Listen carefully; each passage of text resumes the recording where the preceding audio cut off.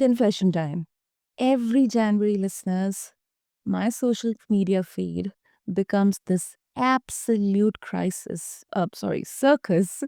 of transformation posts like New Year, New Me, get shredded in 30 days, just drink this and that, and watch your life change. And honestly, I am exhausted just scrolling through it. But here's what gets me.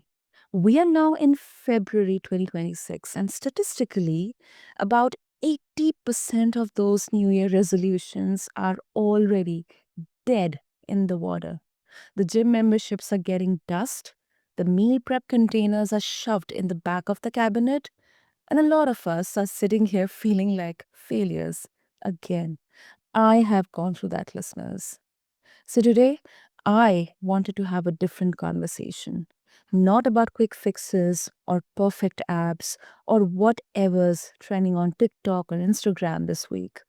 I want to talk about what actually works when it comes to sticking to health goals. And more importantly, why most of us are getting it so wrong. So, hey everyone, welcome to this another interesting episode on the BizBlend podcast. I'm your host, and as always, here, and this is the show where we skip the fluff and get real about building businesses and lives that actually work. And listeners, let me tell you, my guest has a story that I think it's going to resonate with a lot of you. She didn't start with her fitness journey from a place of empowerment or self love. She started from shame, from a drive through moment that stung so badly it sparked years of obsession, disordered patterns, and eventually a complete transformation in how she understands health and confidence. And today she runs More Confident Fitness, and her whole philosophy is built on something radical, that strength isn't something you chase, it's already in you.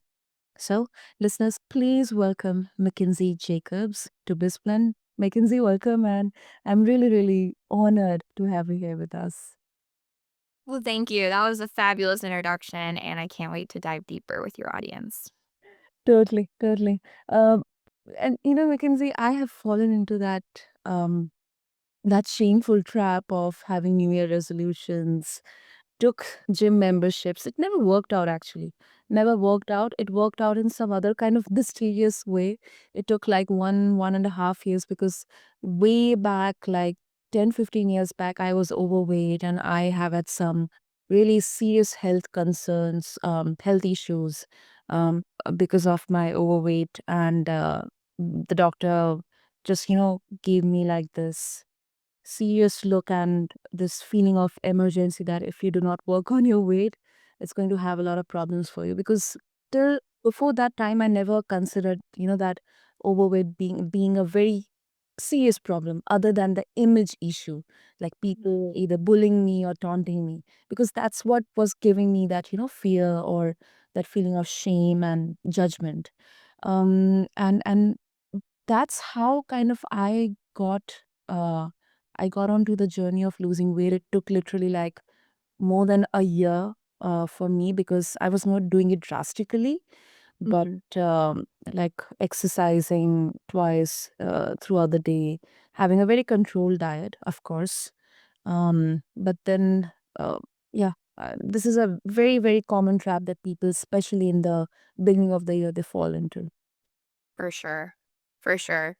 And I can relate to your story as well. And as you introduced in the introduction of my fitness journey, I came from a place as well of being a little bit overweight, having doctors look over my chart twice, getting that look that you were talking about, and so I understand all those feelings, and I think that's something that empowers me as well as a trainer and online coach is I've walked that journey. I've been in my client's shoes, and I know those feelings and emotions tied behind it, and I know how much of a struggle it can be, not only feeling within your body, but within your mind space too, and how much that permeates into your world and your relationship with yourself and with others, and it has a big impact, and I try to use that as a grounding source too when relating to my clients because I've been there.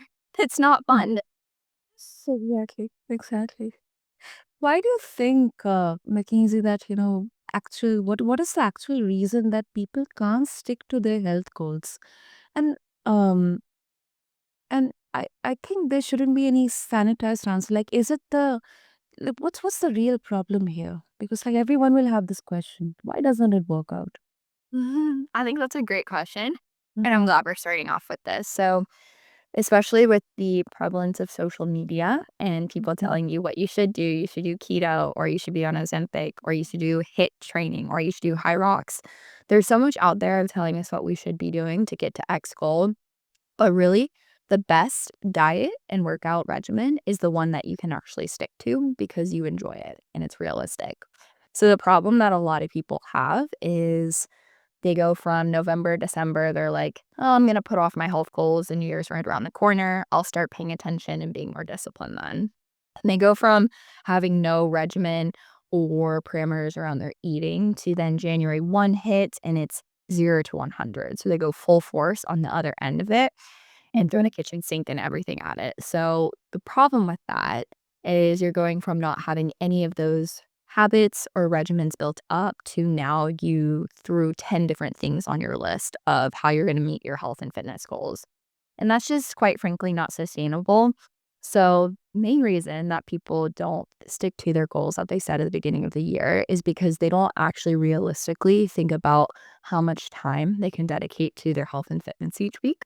So instead of saying like I have a busy schedule, I have kids and a family and a demanding job, I can dedicate 1 to 2 days per week to work out. They go, I'm going to join this new gym. I'm going to go to 5 classes a week, and then I'm going to go to Pilates and yoga.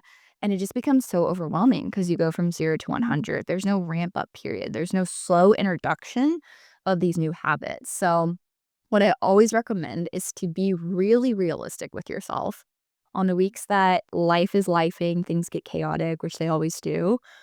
What can you realistically dedicate to your health goals? And so that's really step one is being real with yourself and being realistic. And guess what? You only need 1 to 2 days of structured exercise to actually see results, especially in regard to strength training. You really only need 1 day a week. So that's all it takes, even if it's 30 minutes.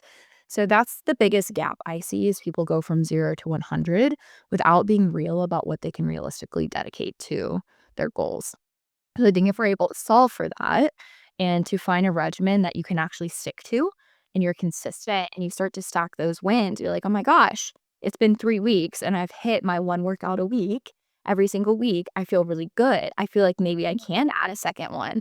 And then it starts to build from there. So once you fulfill promises to yourself, start to stack those wins, you build that confidence inside of you that you can do hard things. And then from there, we can start to add some more strategies. Okay, let's add a second day of working out. Maybe let's look at our calories and maybe let's try to aim for this number of calories next week. So you want to make sure you're slowly incrementally introducing these different strategies so that it's sustainable and that people can keep it. Because at the end of the day, that's the biggest issue in the fitness industry is consistency. And that's really what we have to solve for. And so when we preach these messages of go hard, go home, or everyone has the same 24 hours in the day, it's not helpful because you have to find what works for you. And that's going to look different for everyone. So we shouldn't be so dogmatic in how we preach health and fitness. And it's really personal to everyone and it could look different for everyone. So starting there and finding what realistically can work for you. Hmm. And rationally and realistically, it all makes sense, because not not just fitness. Like, if anything, like, if we want to have a major life change and we are preparing for it, then by default, we feel that energy, like, yes, from tomorrow onwards, I'm going to do this. I'm going to go gym, dedicate 1 hour into this, or maybe from tomorrow, maybe tonight onwards, I'm going to have 1 hour of focused study or maybe focused work, or I'm going to read this book. I'll start with this. Okay, I'll make sure that I finish this book within this week itself. Like, we have that vigor, that zeal within us. Yes. But then we start, it goes, and then slowly and gradually, or maybe sometimes instantly it like fades away.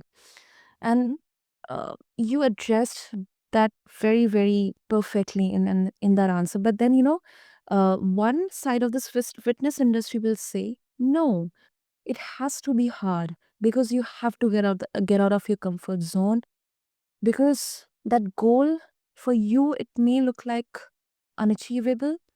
Like you will say that I cannot lose that amount of weight, but you have to get out of your comfort zone and make sure that you go through all the pain and effort, the blood, sweat, and tears, and you get that result. How would you convince those skeptics? Mhm. That's really a good question. So, in a sense, if you really think about it, when it comes to health and fitness, it is gonna be hard because we're changing habits Yes. and we have a status quo that we're used to sticking to that has kept us in our comfort zone. But what is the price of staying the same? Let's say in the next 6 months, what is the price of having low energy, not feeling confident, not feeling like yourself, right? So you really have to ask yourself that question.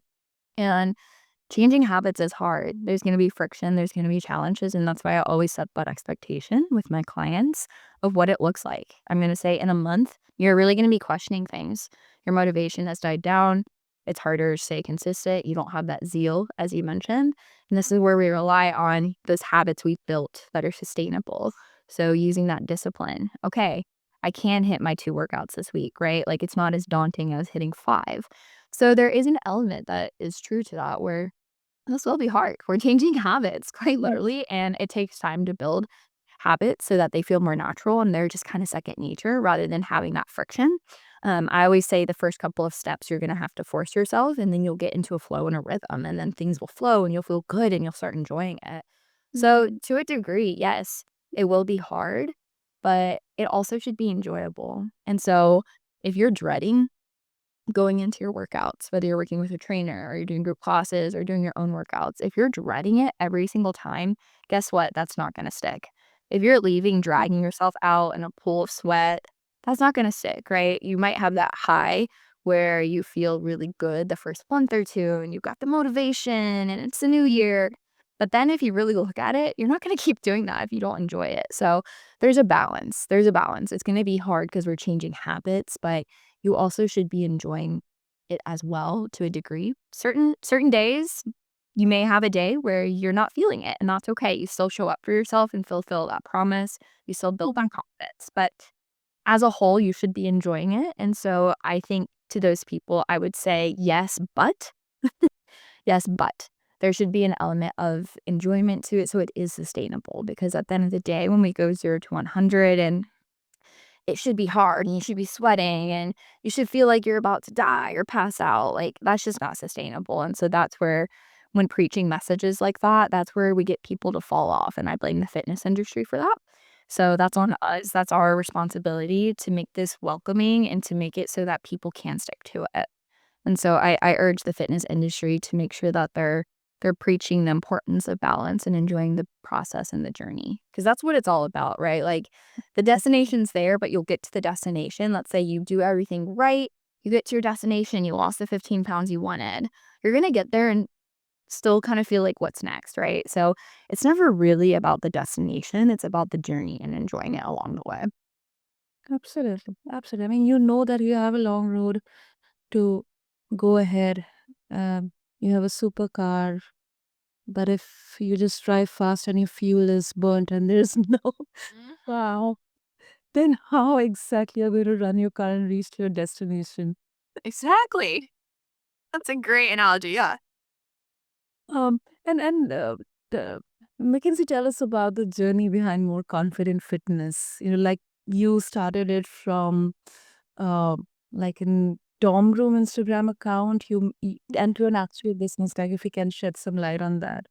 Yeah, so it was it was born in the moldy dorm rooms of Wake Forest when I was a sophomore, and that was in the period of my life where I tried to chase being as small as possible. I wouldn't eat throughout the weeks, and then I would binge on the weekends. I would drink a lot, and it just wasn't a picture of health, and looking back, everything's 2020, but I needed that as a part of my journey to understand what I don't want going forward. And yeah, so from there, I started doing, I don't know if you've heard of the Kayla Itsini's Bikini Body Guide. She's Australian. She became really big, but they were kind of like body weight hit strength workouts, and that kept me consistent. It challenged me. I really liked it. It was a little bit more like high intensity, I would say.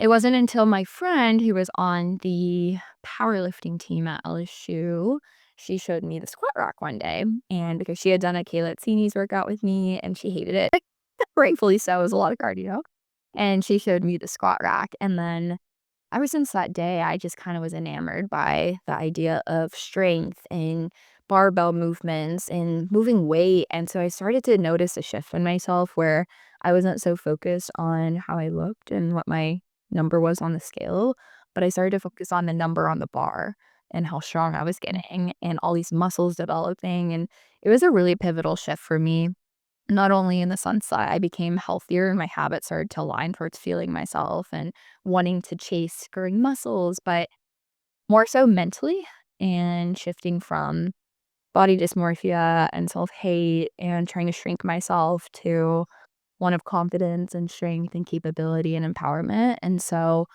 it just continued to grow my love for it. I would have friends who would ask to work out with me and I would show them different things. And it wasn't until I moved to San Diego and I was just surrounded by just a love for life and fitness, and people wanna go do things and explore, and it just kind of helped motivate me to explore what getting my personal training license would look like, and so I ended up doing that, and probably should say this, but once I got my license, one of my friends came to me, like, a month after, and she's like, "I really wanna train with you, I wanna start this health journey," and I was like, "Okay, just get a 24-hour membership," 'cause I was a member there, and I just started kinda training her under the rug, which you're not technically supposed to do, but that was kinda my starting ground there, but, yeah, it just gave me the skills and knowledge and confidence that I can do this and I can help people, and, even her journey and her progress, not just physically, she had had a bad car accident a couple years before, and a whole side of her body wasn't in sync with her other side and just the imbalances, and seeing her journey there and just, like, even more so the mental side of it and the mental change and how confident and how she considered herself a gym rat now and, like, loved coming to the gym, that was the biggest victory for me, and so that gave me a lot of momentum, and I'm like, "Okay, I do wanna do this, like, I can be hopeful, I can change lives," and so I started to pursue working at a gym, and I happened to find, a local woman-owned gym in South Park, San Diego, and just connected with the owner, and that's really where everything kinda took off, and started personal training there, and then moved into online platforms too. So, yeah, it's been quite a journey, and it all started from a really poor place in my own mental and physical side of things and being able to blossom and grow, and I feel like it's my superpower to be able to share that with other people because I know what it feels like to be in that vicious cycle, and you really feel like a prisoner to it, to be honest, and so being able to release people from those shackles and help them feel more confident and empowered and find that inner strength that's always been there, but we're just helping it bring it out, so that's the evolution of more confident fitness, and my goal is to spread that to as many people as I can, men, women, all ages, just to help feel good in your body and feel empowered and confident. Totally, totally. And one very something that I've also realized over the years that with something I used to think that this is the exact reason why this entire weight loss or having a good quote unquote figure, the exact measurements and all that stuff.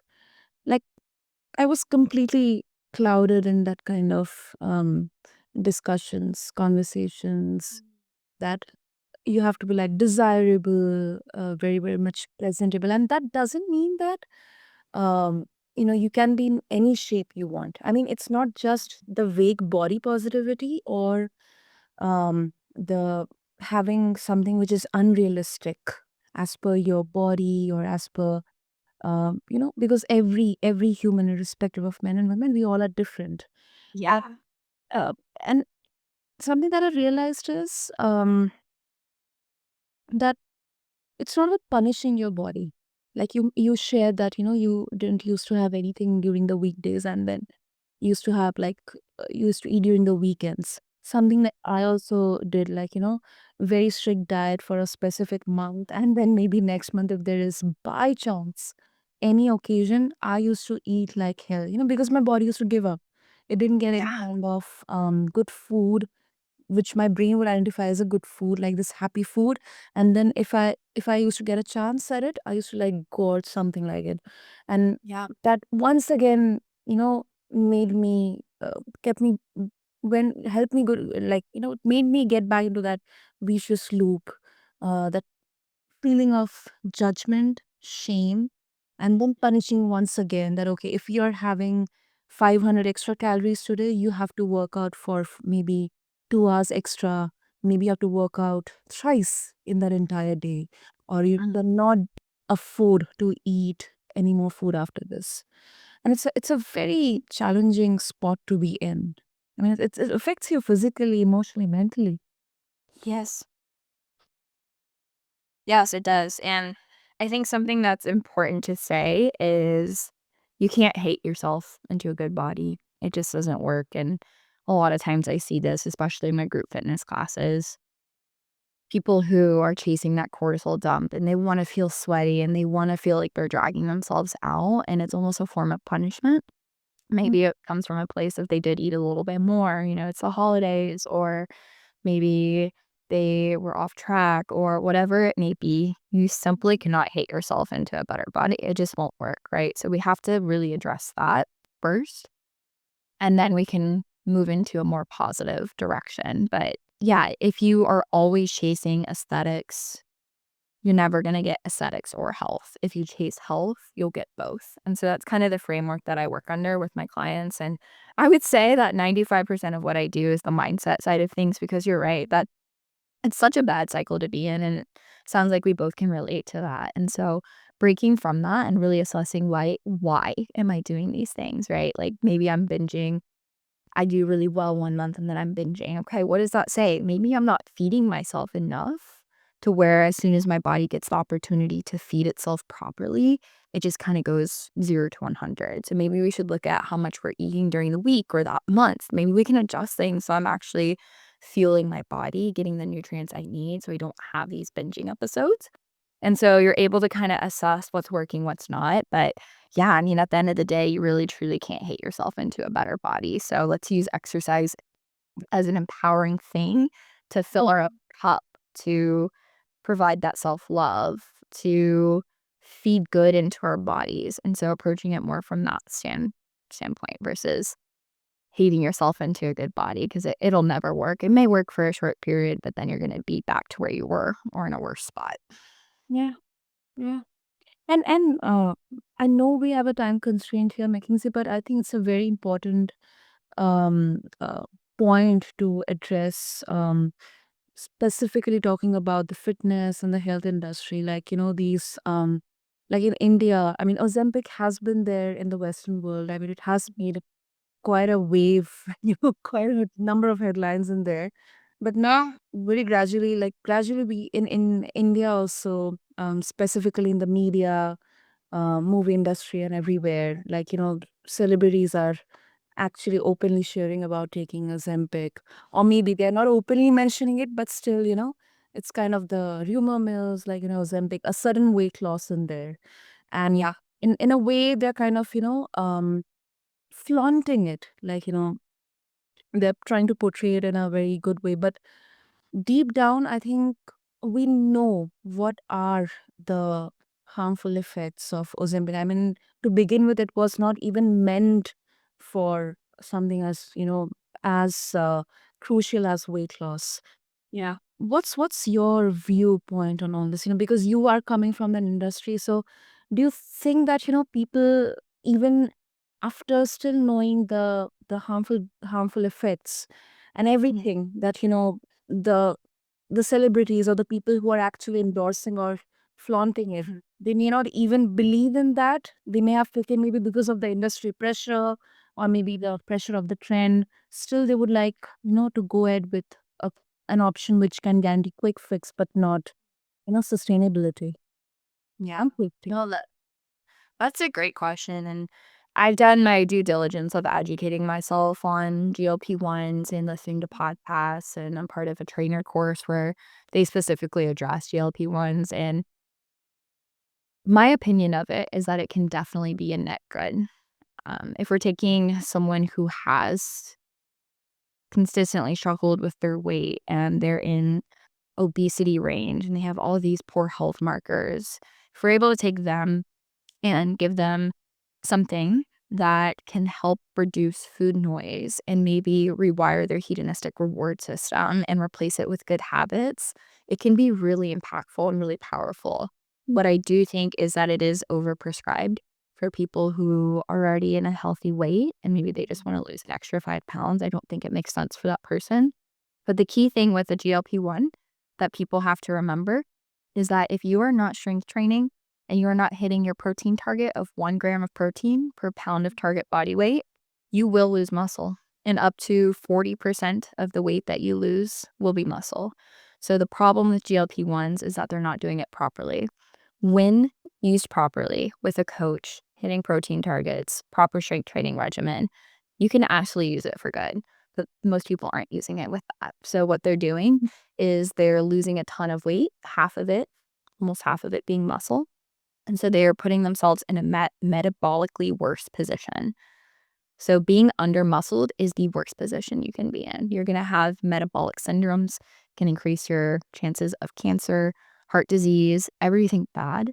Muscle is our longevity tissue. So we have to start thinking it as such, even with like cognition, dementia, Alzheimer's. So when you lose that much muscle, not only are you opening yourself up to metabolic syndromes, but now your maintenance calories are so low because you have no muscle that you will regain that weight back as soon as you get off the GLP-1. So if used properly, it can be great. And I've heard really amazing stories of how it has helped people who had constant food noise and had a really poor relationship with food. They're able to focus more on their life and other things. And I think it can be really beneficial in that way. But when it's used improperly, it can put people in a worse position when they started, unfortunately. So I absolutely recommend if someone were to go on that journey to invest in a coach who can walk alongside you. And I think initially with my industry, people were freaked out. Trainers were like, people have this like weight loss, injection and now pill, and they won't need trainers anymore. But actually, we're seeing that the need for trainers is heightening even more because people are losing all this weight and then they're stuck. They hit a hard plateau where they can't lose any more weight. They're under muscled. They don't feel good. And so people need trainers to help walk that road with them and do it properly. So it can be good, but just like anything, it has to be done properly. And that's where people are missing the mark there. Absolutely. Absolutely. This is a very important, very crucial part of the conversation, especially because you're helping people avoid that, the toxic cycles that you went through. And I believe that this nuance is definitely going to this is something that listeners need to hear because you know it's a very kind of slippery slope in here because it's not just only about your health, but it's also about your psychology, your daily routines, like how profoundly it affects your daily activities. So before we wrap up, Mackenzie, if listeners they would like to, connect with you, explore more about more confident fitness, what other ways they can do that? For sure. So I have a website, moreconfidentfitness.com. I also have Instagram as my main social media, and it's at MCKFITTY_J. So McFitty J.